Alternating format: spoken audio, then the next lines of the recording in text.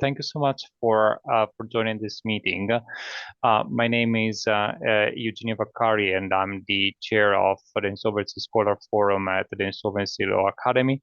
And together with me is Laura, who will introduce herself. Hello, everyone. My name is Laura Cordes. I'm a professor at Arizona State University, Sandra Day O'Connor College of Law in the US, and I am co-chair of the Insolvency Scholars Forum along with Eugenio. Thank you, Laura, and thanks everyone for joining this call, but particularly thank you to Sarah and Paula for joining us today and dedicating some of their very busy schedules to us to speak about strategies for publishing internationally. Neither Sarah nor Paul need any introduction, but I will still introduce them briefly. So Sarah is a professor of law at the London School of Economics. She teaches and researches in the field of corporate insolvency and restructuring law.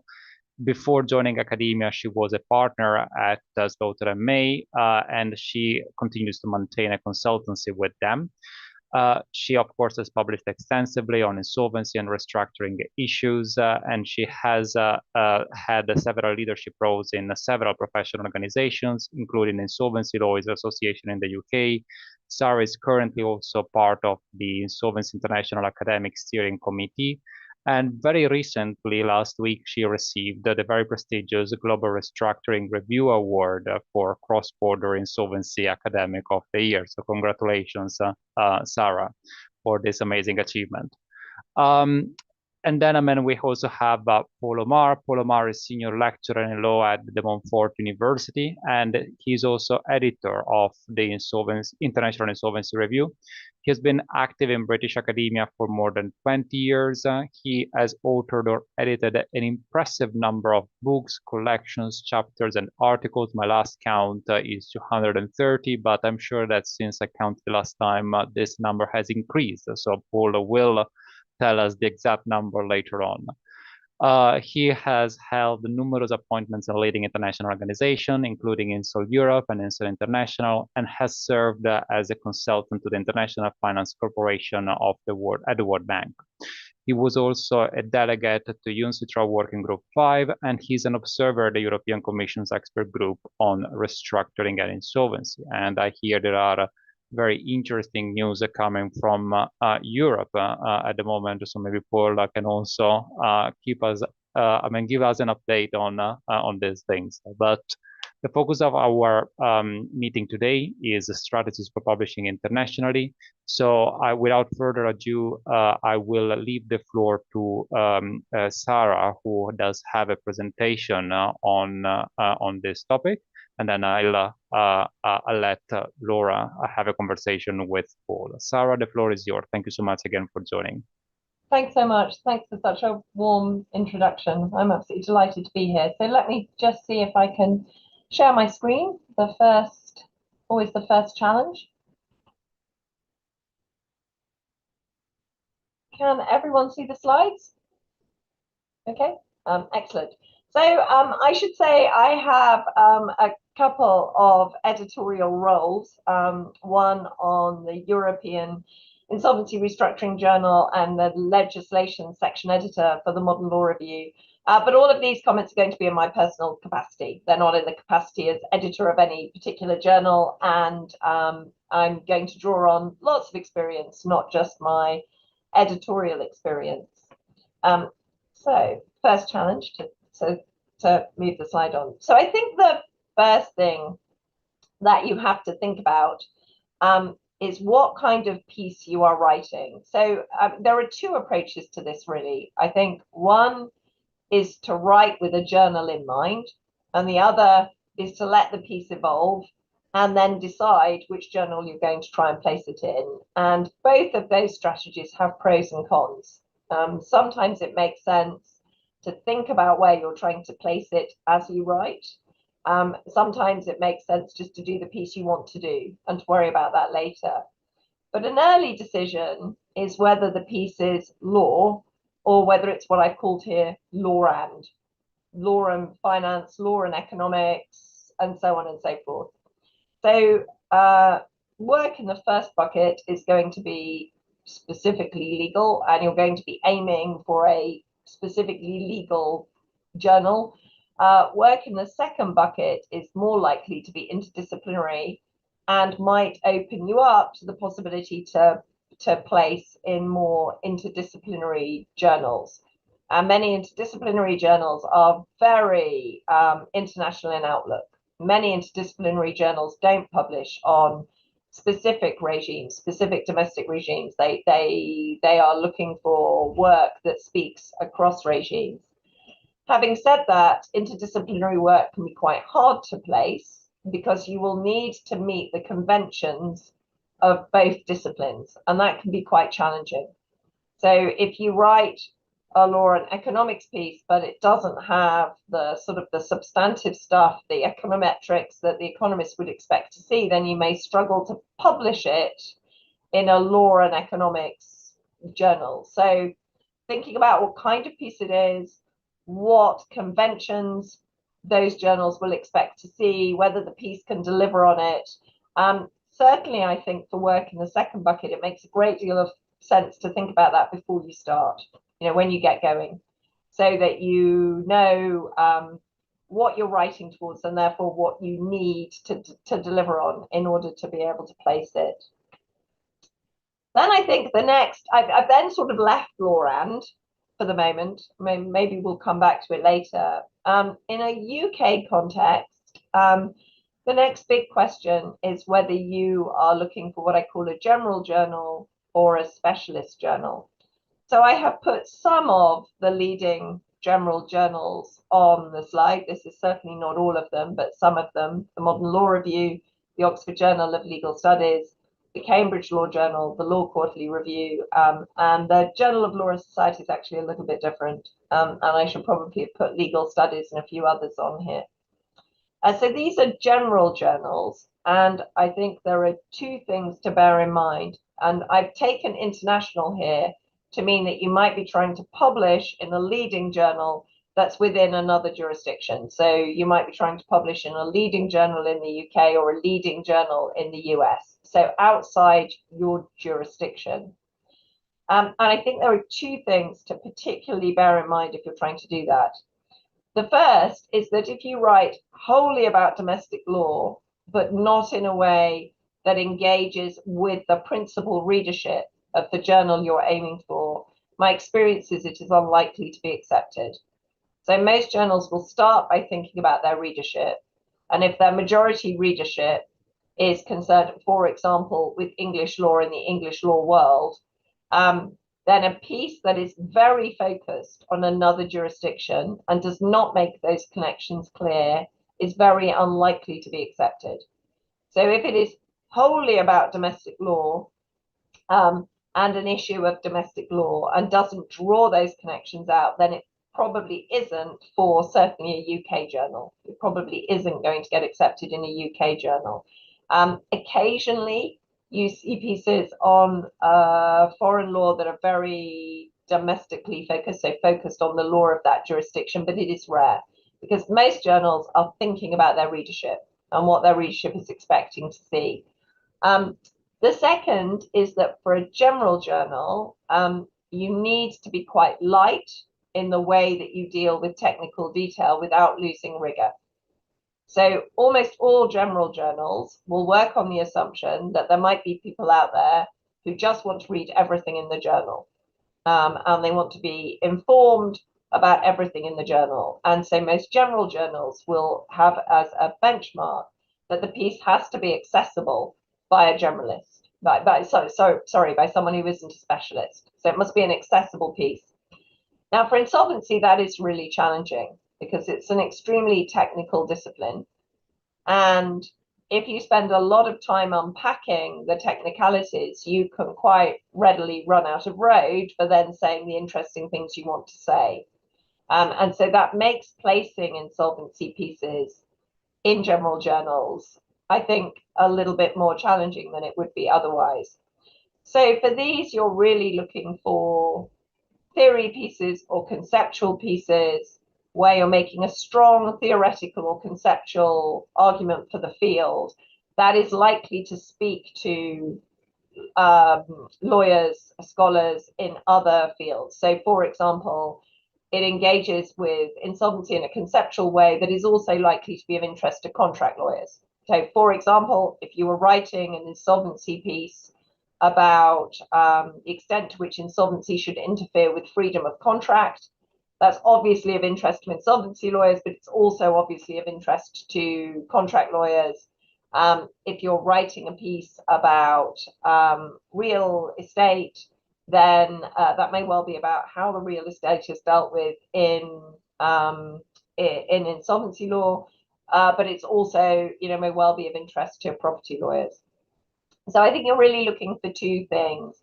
First of all, if you're going to place in a journal within another jurisdiction, does it speak to the audience of that journal? Do read the description that the journal publishes on their webpage. I mean, far too many people don't. And also look at articles in the journal. So don't try to place something in a journal where you've never read any of the work from that journal, and you haven't looked at the website and the guidance that the journal offers, because that will give you a very heady steer. If the journal says, in order for a piece to be considered by us, it mustn't be rooted too much in any one domestic system of law, and it must be of interest to a wide readership, don't think you're going to be the exception to that rule. That is extremely unlikely. It doesn't mean there's anything wrong with the piece. It just means it probably needs to go somewhere else. So the next real option is specialist journals. And then for my work, some of you may be in the personal bankruptcy space, and so this would be different. My work is all in the corporate restructuring and insolvency space. I don't write about personal bankruptcy. And so for me, when I'm thinking about a specialist journal, the next decision is really between a corporate journal or an insolvency journal. And again, the journals that I've put on the slide are just some of the journals in the UK that are corporate law journals or insolvency journals. So in the corporate law bucket, I put JCLS, the Journal of Corporate Law Studies, the Journal of Business Law, the Capital Markets Law Journal, and Lloyd's Maritime and Law Quarterly. And then for insolvency, International Insolvency Review, which Paul will speak about, and also Corporate Rescue and Insolvency, CRI. And again, you have to think about the readership of the journal and also the readership that you are trying to reach. So if you are trying to reach the insolvency community and you think you've had a major breakthrough on a point of significant importance for the field, so beyond a substantive point of domestic law, but something that you think is of real interest to the field, then you're probably going to think about one of the insolvency journals. If you want to make a broader point, then you may well think about one of the company, the corporate journals.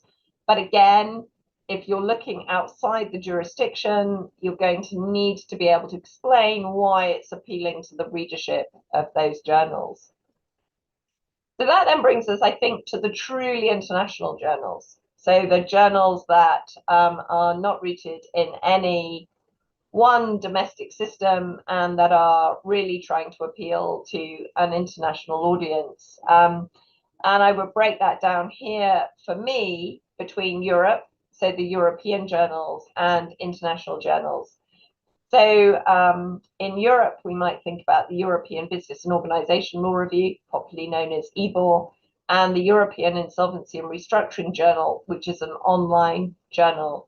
Now, for both of these, you will need some connection with the EU. So there'll need to be some relevance between what you're writing about and the EU.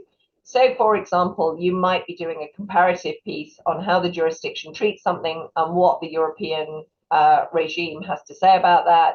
You might be offering some insight into something that Europe is trying to develop. So just because it's grounded in a non-EU law frame doesn't necessarily mean it's not of interest to European scholars. And then we've got the international journals. I should probably have repeated international insolvency intelligence here because, of course, that is international, and Paul will speak to that. So I won't cover that at all. And the International and Comparative Law Quarterly, which is not an insolvency specialist journal, but which publishes widely in the fields of international and comparative law. And again, you can take a look at it. They have insolvency pieces in the journal, as well as many other aspects of international and comparative law. So pulling that together, when you're deciding where to submit, there's a series of general questions you have to ask. And I think it's always wise to ask these anyway. Ask them of yourself so you know what kind of piece you're trying to craft. So first of all, are you trying to do something broad or narrow?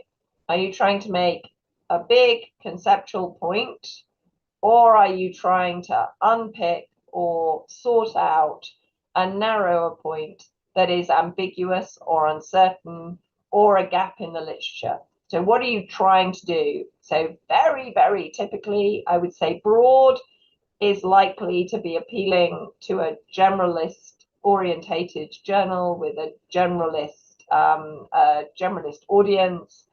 A narrower piece that's unpicking a specific problem in the field is more likely to be appropriate for a specialist journal. How much technical detail are you putting in? So if this is a substantive piece about domestic law, in which you're going to interrogate, for example, a code very carefully and in a very detailed way, that probably belongs in a domestic journal rather than in an international journal. That's not a rule. You know, it's possible that you're looking at a very technical point and saying what it has to tell the rest of the world. But typically, the more technical it is, the more it belongs in a specialist journal. And the more it's really deep dive into the technicalities of domestic law, the more it probably belongs in a domestic journal. I've talked about appeal to generalist audience. And then general journals place a great deal of weight on significance. And by that, what they mean is, how much are you speaking to the field? Are you saying something genuinely new that is moving the conversation in the field along? If you are, that's attractive for general journals, and you can even place quite detailed insolvency pieces if it's clear that it's making a major contribution to the field. It's making a major contribution to moving the conversation along.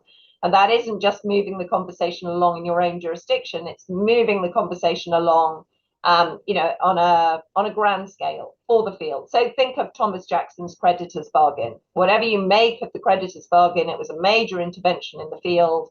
It had major things to say. It's gone on to be incredibly influential today. You're going to place those sorts of pieces probably in a generalist journal whenever you can.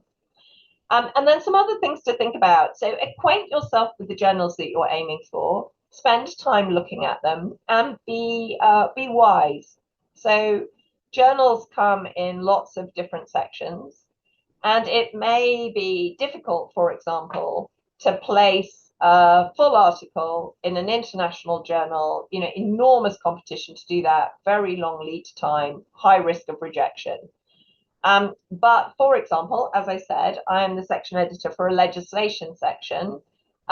If there is a piece of legislation that you think speaks to an international audience, that really has something to tell an international audience, then a legislation section might be worth thinking about.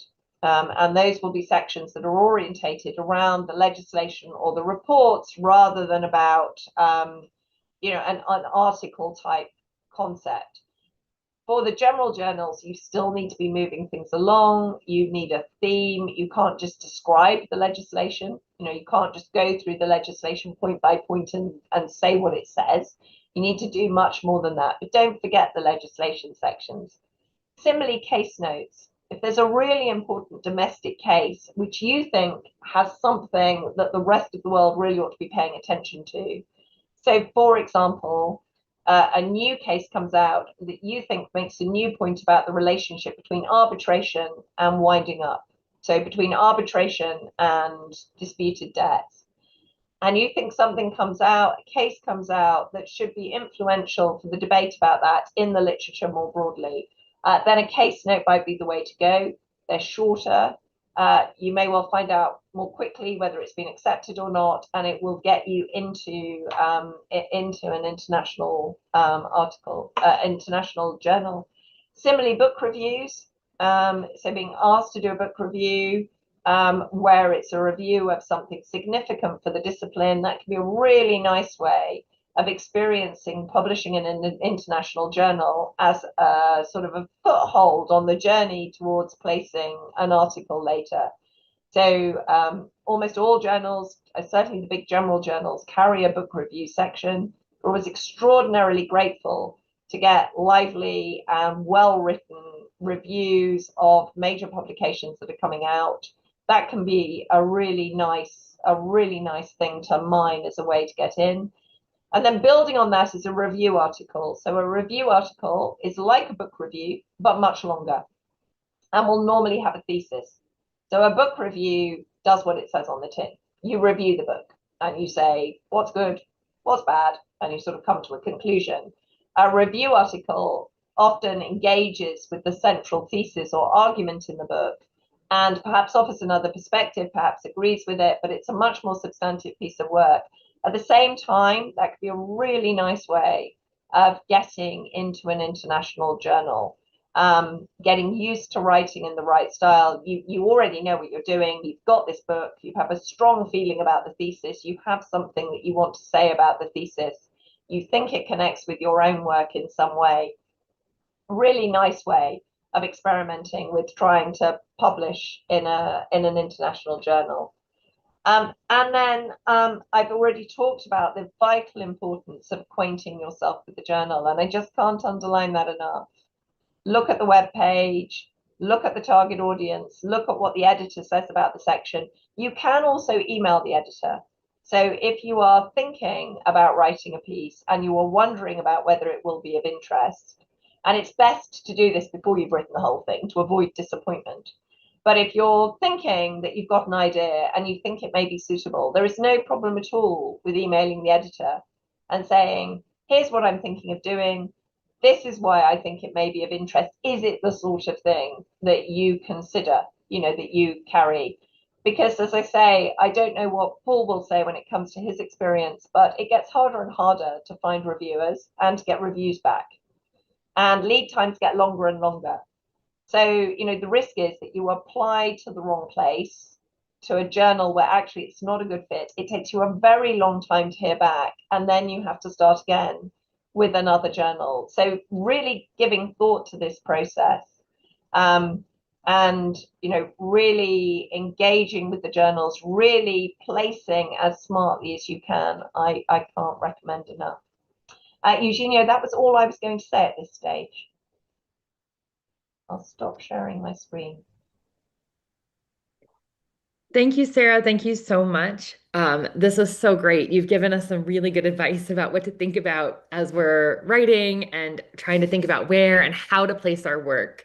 So I really, really appreciate that. I would like to ask Paul now, from the perspective of someone who receives a lot of submissions, when you're looking at these submissions, when you're looking at a paper, for example, for placement in the International Insolvency Review, what are the things that make that paper stand out? What qualities are you looking for? What qualities make a paper jump out to you and say, this is something that's really interesting?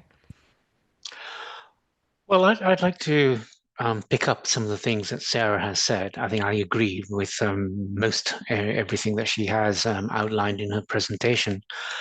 I think one of the things right at the very beginning to think about is that idea of fit. So contacting the editor, I think, is a really good idea. That you don't want to write a piece that may never have an audience simply because you want to write it, but nobody wants to publish it. What is useful, particularly for my journal, is to write something that either hasn't been written before or is from a jurisdiction that is rarely featured in the international literature, or indeed to have a new take on what or how the developments are occurring in the field. There are two caveats, though. The first is there's a lot of literature being produced at the moment which is empirical in nature, and it's very much a social sciences driven. We in law are catching up very slowly with this.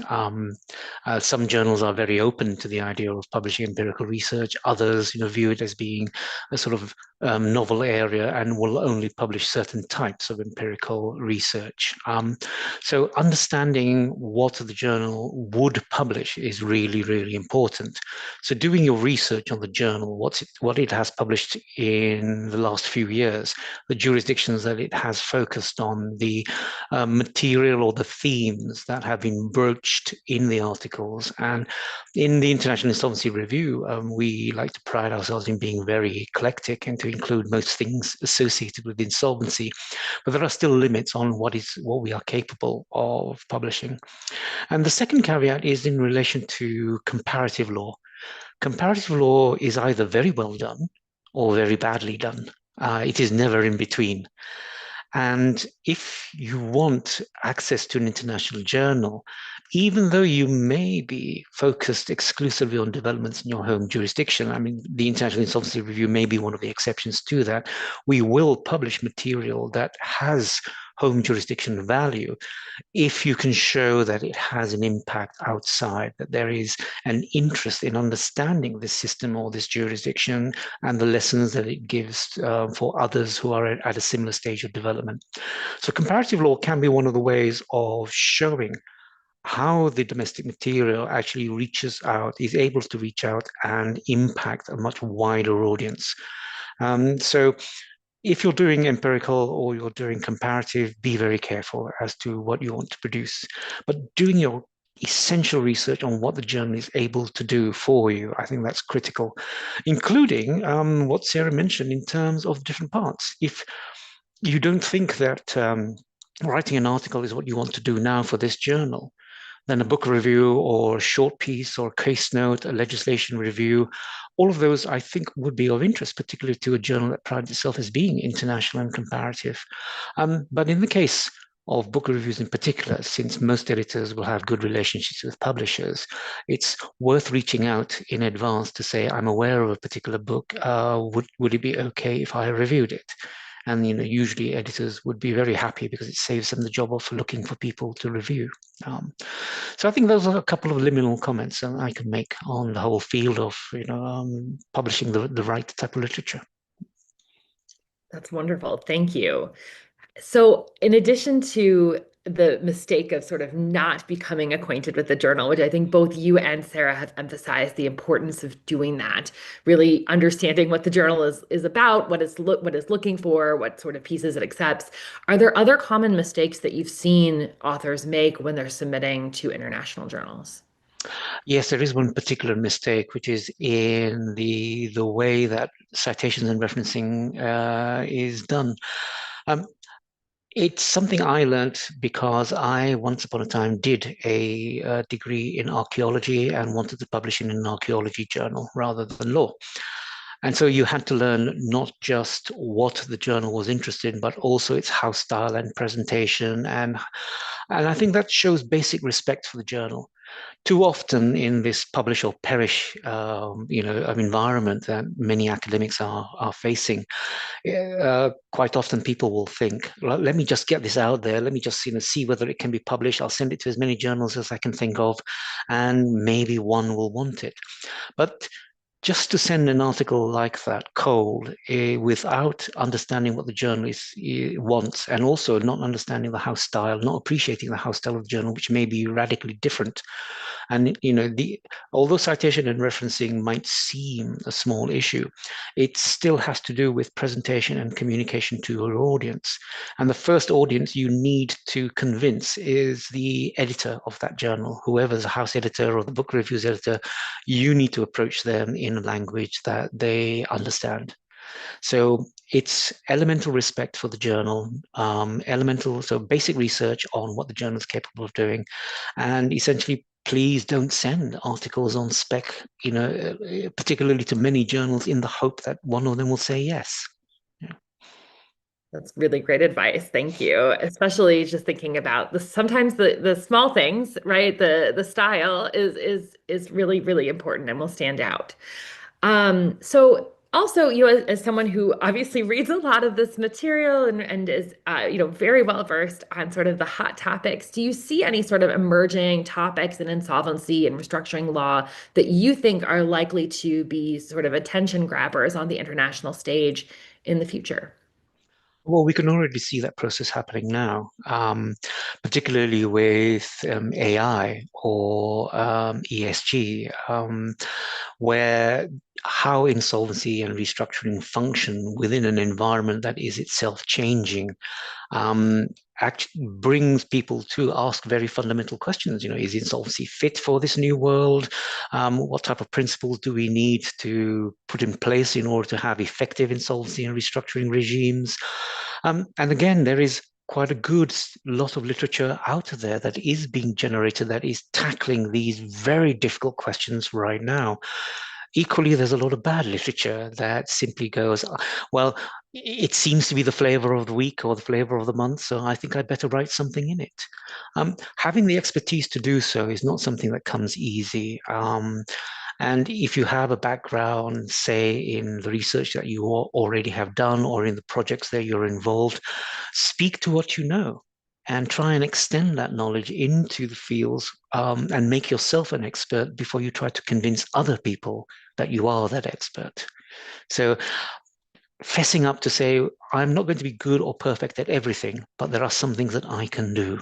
And then playing to those strengths. Absolutely. That is great advice. Thank you so much, Paul. Eugenio, do you have any other questions that you wanted to ask Sarah and Paul to kind of keep this going? Yeah, I actually do. And actually, it's a question. Well, first, thank you so much for your presentations. They were very, very insightful. And I'm sure that all the speakers found it. I was taking notes for myself. So I'm sure that all the others, took notes as well. One question that I have is, the approach towards joint or multi-authored articles. We see that there is an increasing number of papers that are not simply single-authored, but jointly authored or multi-authored and all these things. And I think it's quite challenging, especially when you have a comparative piece, when you have contributors from different jurisdictions and you have the perspective from each jurisdiction, because it seems like 2 or 3 articles put together and without a core argument or without cohesion or with different approaches, different language as well, different by the authors. What type of advice would you give to some scholars who write comparatively or jointly with other people and are interested in publishing in any of the journals that you mentioned before? Sarah, did you want to come in from your experience? I think that whether it's multi-authored or single-authored, the most common reason why articles are rejected is because there isn't a narrative thread. So the reader can't see, and so the article should be an argument really from page 1 right to the end. And you need to foreground that argument. And it's not tremendously different from the stuff that you do as a student. It's just a more glamorous version of the same thing, where you set out what your thesis is and then you prove it. And too often, the editor, but also the reviewers, are sort of mining the article to try and work out what the argument actually is. And it's extraordinary how many articles fall at that hurdle. I would say, I don't know, Paul, whether you would agree, but I would say it's the most common reason why things are rejected. I don't really understand what the narrative thread in this article is. I thought the author was arguing X, but then I got to page 7 and they seemed to be arguing Y. And then I got to page 11 and it seemed to be X, and then we seemed to be back to Z again. Or very commonly, the argument only really got going on page X. The author makes a fabulous argument, but it doesn't really emerge until page 16. And so for 16 pages, I was wondering what this article was about. And then suddenly there was this tremendous rush at the end where there seemed to be a really good point, but that point should have been at the beginning, and then it should have been developed. Now, the reason I'm laboring this is if that's a problem with single-authored work, it's a major problem with multi-authored work, because you cannot, if you are writing in a group and ultimately you can't agree on the thesis, I'm afraid you have to abandon the work. You can't produce a really coherent article where your group are all trying to say different things. So very early on in multi-authored work, you have to all agree what it is you're trying to say. If there's the odd point, and you see this occasionally on articles, where even people who've written together many, many, many times, right in the middle, we had to part company on this one point. And that's fine. That doesn't destroy the entire endeavor. But if you're all trying to say different things and you don't agree on the substance of what you're trying to say, then that project needs to be abandoned. You just have to put it to one side and move on. So I don't think that it's tremendously different from the problem that you see with single authored work, with the narrative thread. You know, what is that argument? Running it right through the piece. And I find it, I've written many, many, many articles, but the problem is you've lived with it for so long, you know what you're trying to say in your head.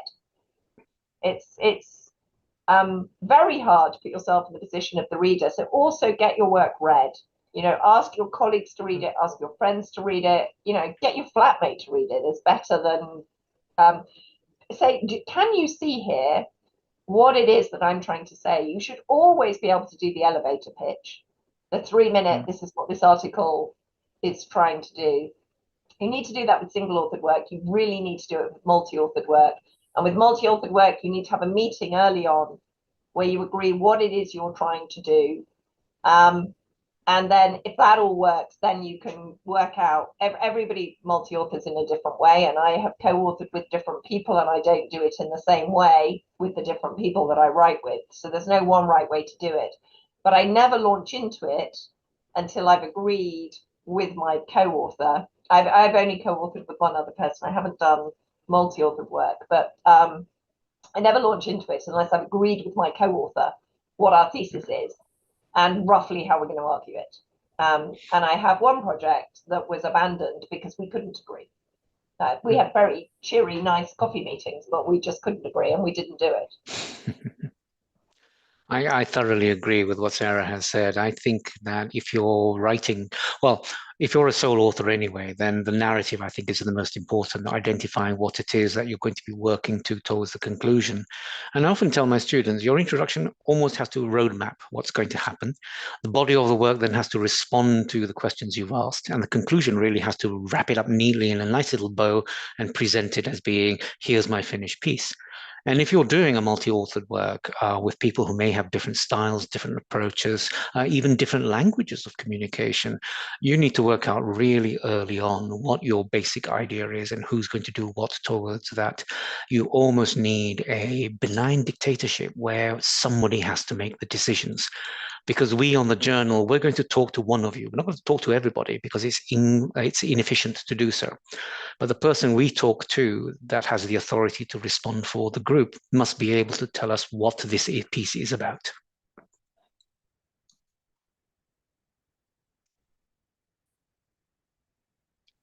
Thank you both. Can I ask another question? Sorry, I take advantage of my role as co-chair of this meeting to ask another question. And this comes mainly from my experience. So, in the past few years, I've been blessed with the opportunity of, meeting a lot of people, traveling around the world, and knowing a bit more about how things are done in different countries. And frequently, I approach amazing scholars that are really not aware of how amazing they are. They think, oh, well, if I want to publish in the UK or in the US, I need to approach a US or a UK scholar and just publish with them, because otherwise my paper will never be taken into consideration. I try to tell them, no, it doesn't work this way, but they don't seem to listen. So what would you tell them to make them more aware of their amazing abilities? Almost all UK journals are blind review and take that incredibly seriously. The great merit of publishing in the UK is that you see the very best journals, the absolute very best journals, carrying work by PhD students, because nobody looks at who's submitted. It's their review is blind, and that's really rigorously adhered to.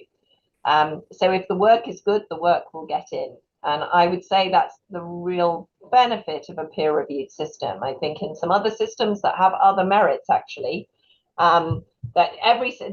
it's like juries, there's no perfect system. And other systems have other merits. But the huge merit of the peer-reviewed system is if the work is of the very best quality, you stand the best chance as someone who's been doing it for 70 years. And actually, sometimes you see work submitted by very senior people who perhaps are trading a little bit on being very senior and probably needed to spend a little bit longer polishing it up and thought they could get away with it, and they get swingeing reviews. This is a truly terrible piece of work from an absolute giant in the field. You've got to be in it to win it, but the work's got to be good.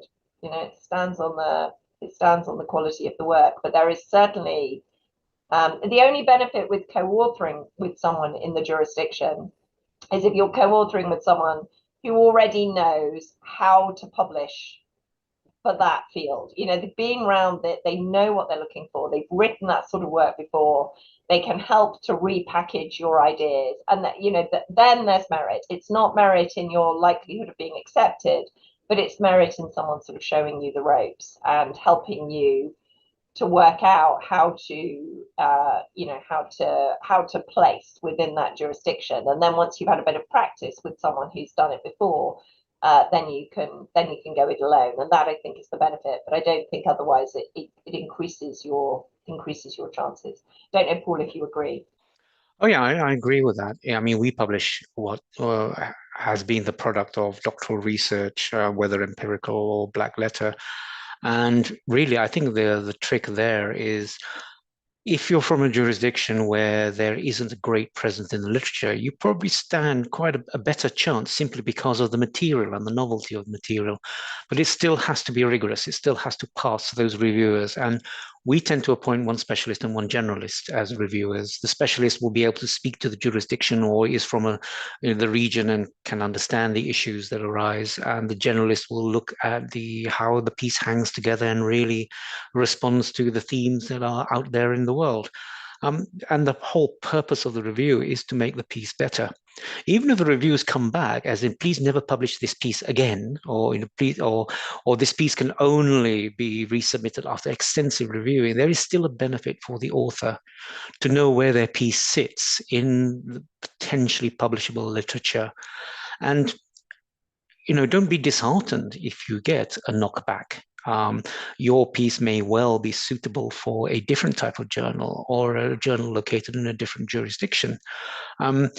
Because we know that in the publishing field, there are the pure academic journals, the magic circle equivalent of journals that Sarah has mentioned.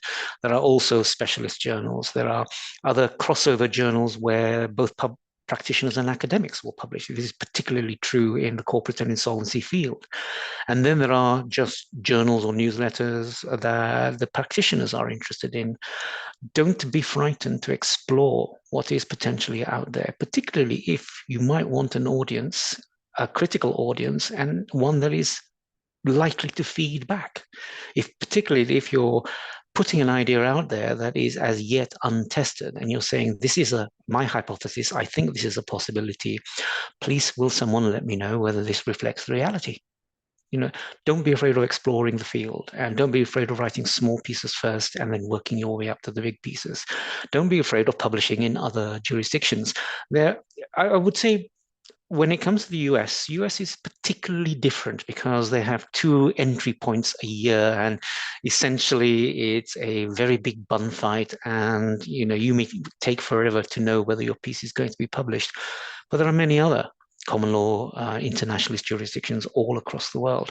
And if you're fortunate enough to be able to speak other languages, don't neglect the journals that publish in those languages either.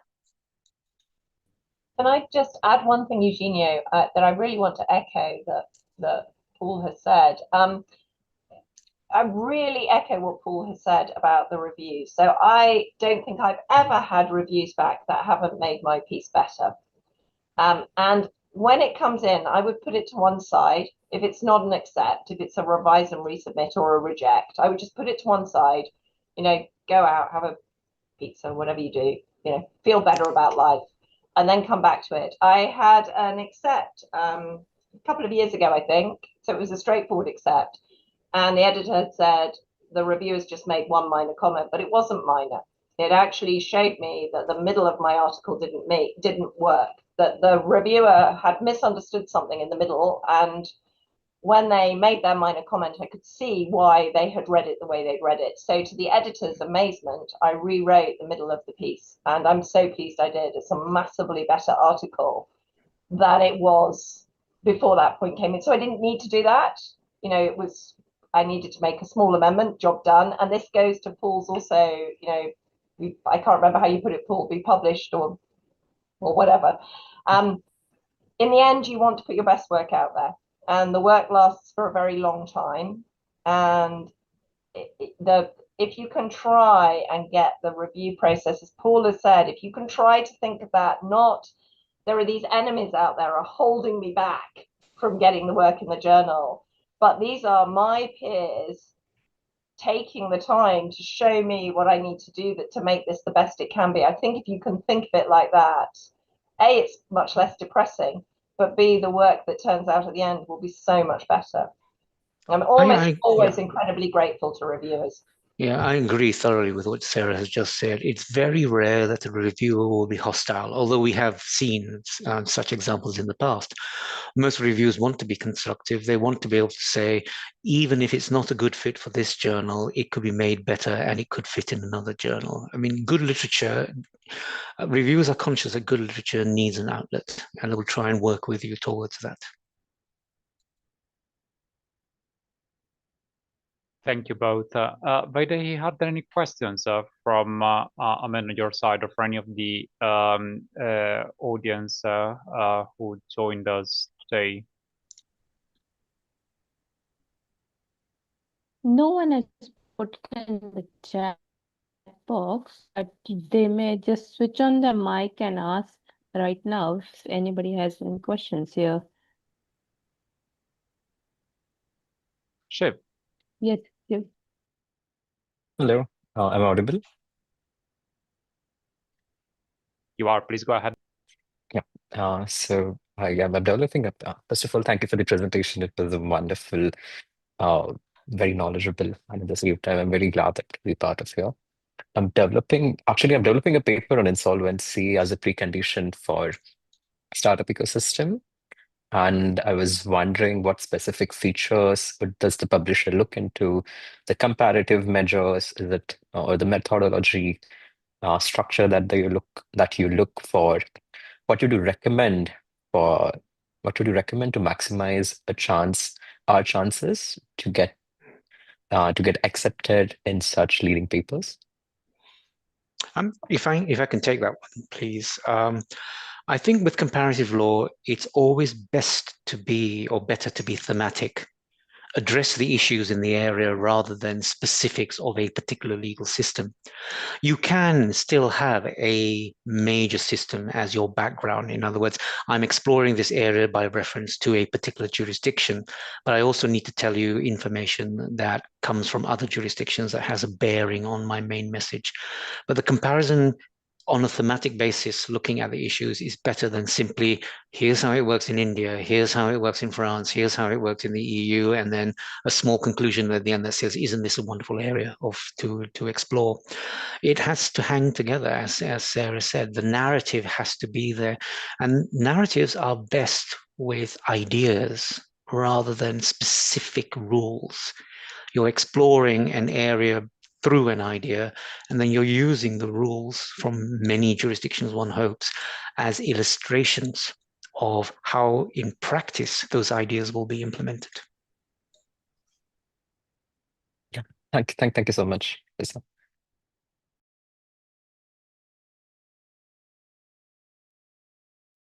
I don't see any other questions. Vaideh, please correct me if I'm wrong. I see that we're almost towards the end of the session. Laura, do you have any additional questions, comments?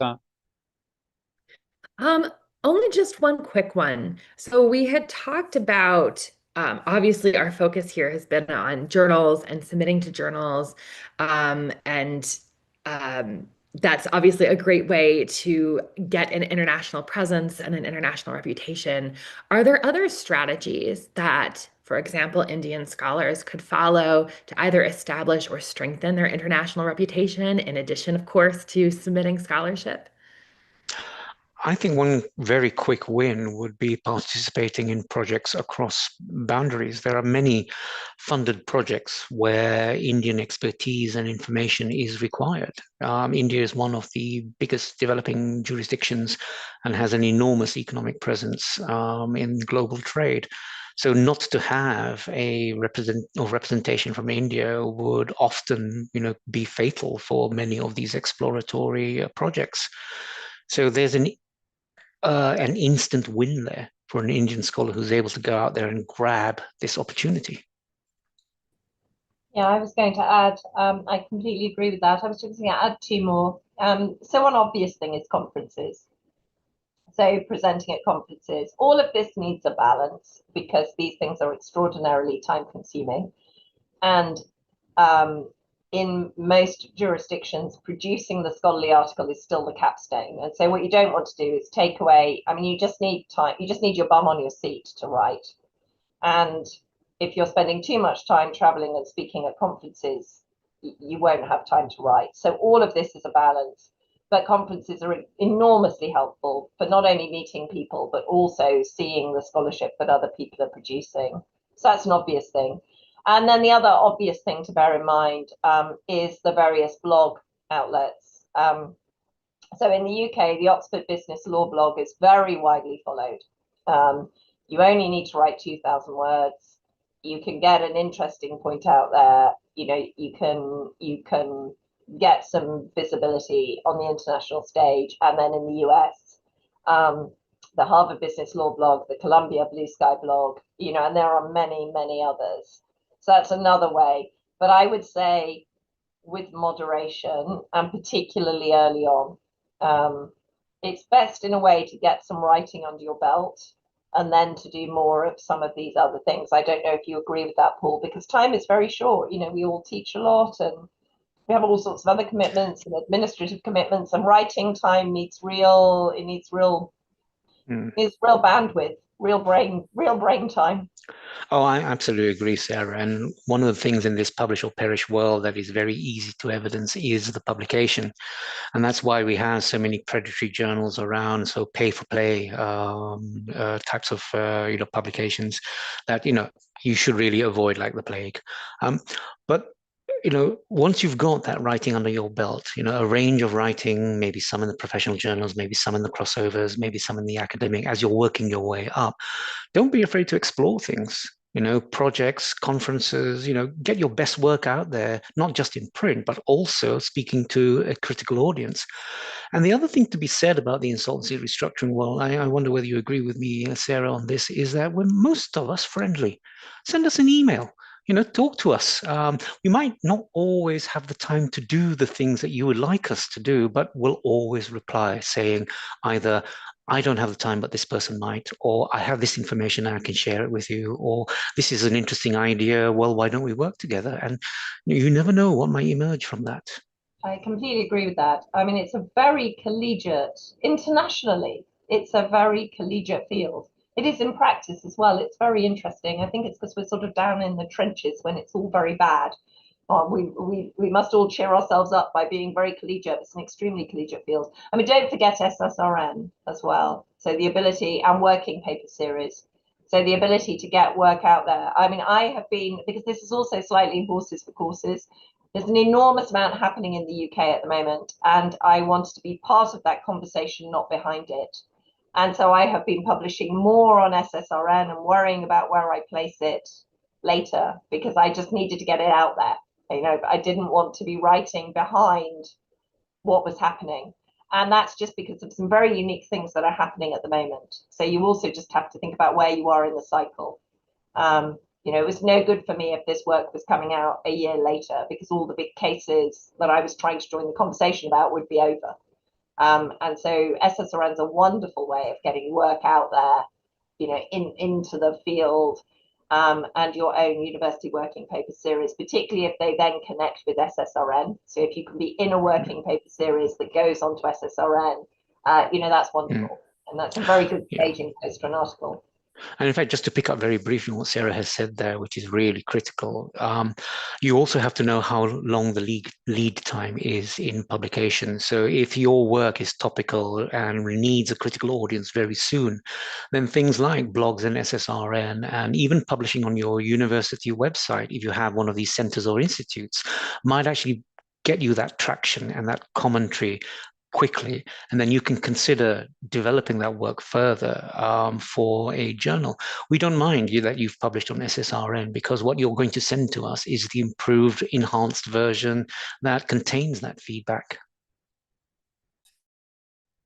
Really wonderful advice. Thank you both. I don't have anything further except to say thank you. Thank you for this hour and this time, and all of the wonderful advice that you have given. So that is all that I have, Eugenio.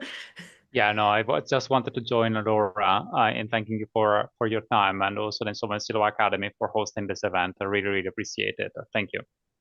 Thanks, everyone. Bye-bye. Thank you. Bye-bye. Thank you.